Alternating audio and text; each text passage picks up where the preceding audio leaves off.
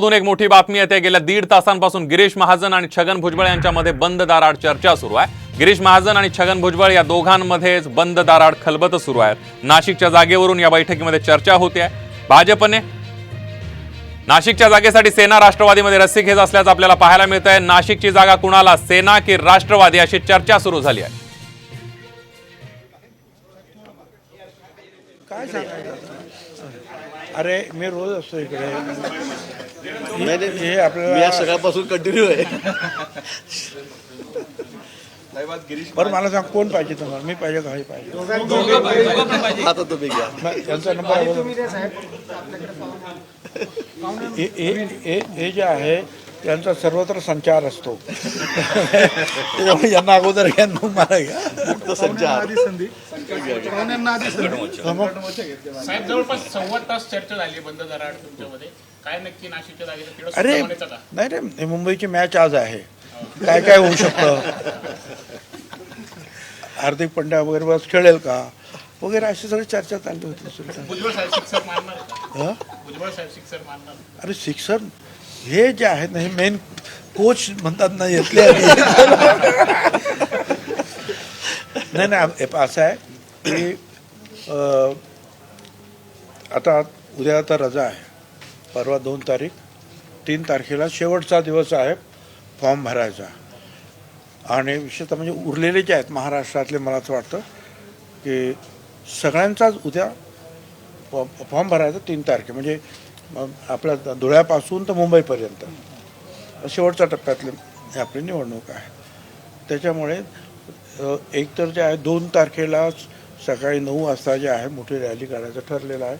भारतीताई पवार सकाळी होत्या, त्याबरोबर आमची चर्चा झाली, मी सांगितलं आपण कामाला आपण लागलो। आता फक्त जो नाशिकचा उमेदवार जो आहे, जो काही जाहीर करायचा आहे काय, तो आम्ही सांगितलं नाही किंवा जाहीर करून टाका तुम्ही काय, आम्ही सगळे जे आहेत एकत्रितरित्या काम करणार आहोत। आणि कुठे असं तुम्हाला म्हणजे असं लांब राहण्याचा काही प्रश्न येणार नाही। आम्ही संपूर्णपणे जे आहे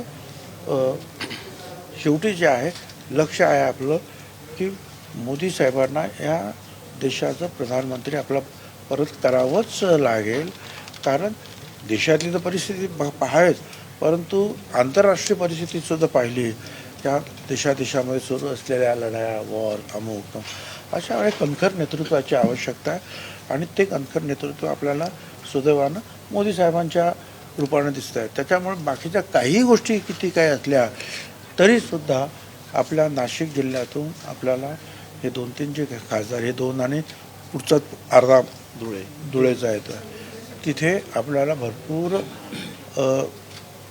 असं मताधिक्य जे आपल्याला द्यायला पाहिजे। आणि मोदी साहेबांसाठी बाकी काय बघायचं काही कारण नाही। शेवटी काय आहे की इथून जे खासदार जातात त्या खासदारांचं मुख्य काम जे आहे, सरकार कुणाचं येणार हा विचार लक्षात ठेवला पाहिजे। विकास वगैरे ह्या सगळ्या गोष्टी आहेच, आणि देशाचा विकास करण्यामध्ये सुद्धा मोदी साहेबांनी जे काही काम केलं ते तुम्ही सतत ऐकतात प्रत्येक गोष्टीत।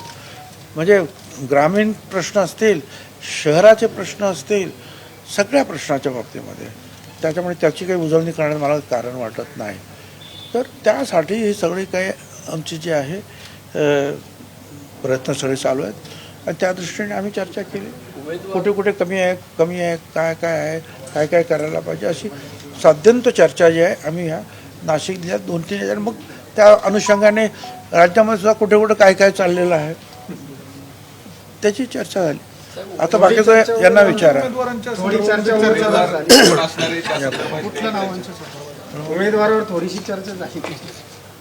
उमेदवारी घोषित करायला जो वेळ लागलेला आहे, पुढच्या दिवसांमध्ये कव्हर करण्यासाठी नेमका काय प्लॅन असणार आहे?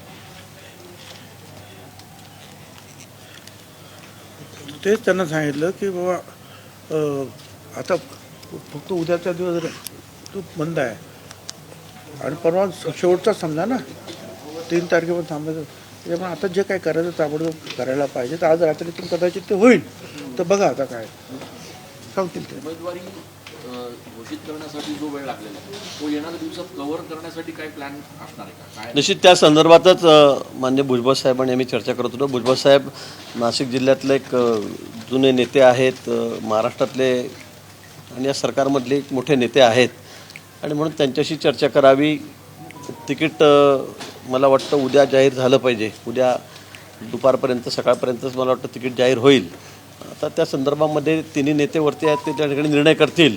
पण उशीर जरी झाला असला तरी आम्ही ठरवलेलं की या दोन्ही जागा, जसं भुजबळ साहेबांनी सांगितलं, तिन्ही जागा, मग धुळे मालेगाव पण त्यात अर्धा भाग येतो, त्या तिन्ही जागा या महायुतीच्या ज्या ठिकाणी निवडून येतील, मोठ्या मताधिक्याने मला त्यांना निवडून आणायचं आहे आणि मोदींचे हात शेवटी बळकट करायचे आहे. हे खरं आहे. भुजबळ साहेबांनी सांगितलं की देशामध्ये नेता कोण आहे, कणखर नेत्याची गरज आहे. आता